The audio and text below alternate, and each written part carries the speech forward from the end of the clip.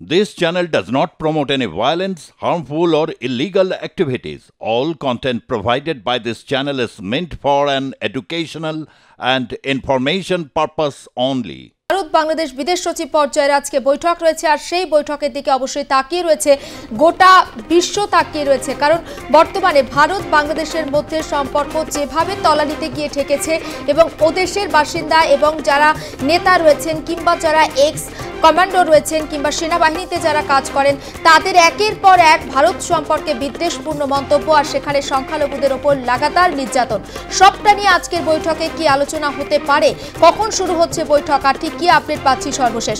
সুচারু মিত্র রয়েছে টেলিফোন লাইনে। সুচারু, দেখো, যেটা জানা যাচ্ছে আজকে 11:30 নাগাদ এই বৈঠক সংগঠিত হতে চলেছে। ঢাকাতে ইতিমধ্যেই পররাষ্ট্র সচিব তিনি পৌঁছে গিয়েছেন এবং এই বৈঠক 11:30 নাগাদ হতে চলেছে ঢাকার এফসিওতে। এবং যেটা জানতে পারছি আমরা, যে এখানে কিন্তু মূলত 3টি বিষয়ের ওপর দুই দেশই জোর দেবে। দেখো, যে কোনো ক্ষেত্রে দুটো দেশের মধ্যে বাণিজ্য সম্পর্ক বা অর্থনৈতিক সম্পর্ক অনেক দিনের, ফলে কিছু কমন বিষয় তো থাকবেই, যেমন সীমান্ত, বাণিজ্য, কানেক্টিভিটি, এগুলো থাকবেই। কিন্তু এই যে উদ্ভূত পরিস্থিতি 5ই আগস্টের পর থেকে বাংলাদেশের যে উদ্ভূত পরিস্থিতি, সেটা উদ্বেগজনক।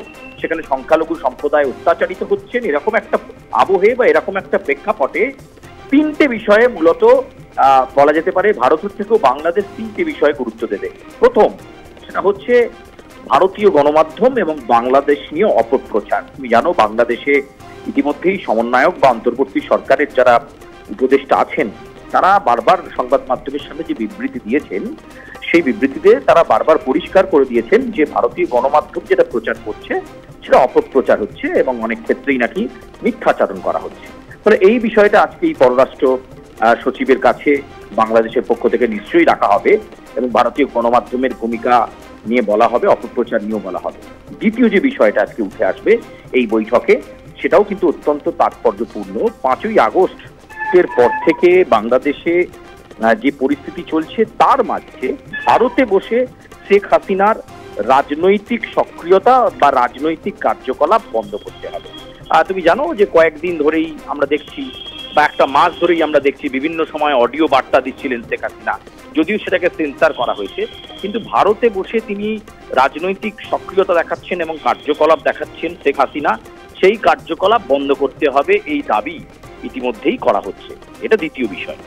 তৃতীয় যে বিষয়, যে বিষয়টার উপর নজর অবশ্যই রাখতে হবে, সেটা হচ্ছে ভিসা জট। তুমি জানো, এই মুহূর্তে ভারত বাংলাদেশের মধ্যে একটা ভিসা নিয়ে প্রবল জট তৈরি হয়েছে। সেই ভিসা জট যতক্ষণ পর্যন্ত না কাটছে, এটাও একটা গুরুত্বপূর্ণ বিষয়। ফলে সেটাও আজকে এই সচিব পর্যায়ের বৈঠকে থাকবে, ভিসা জট থাকবে।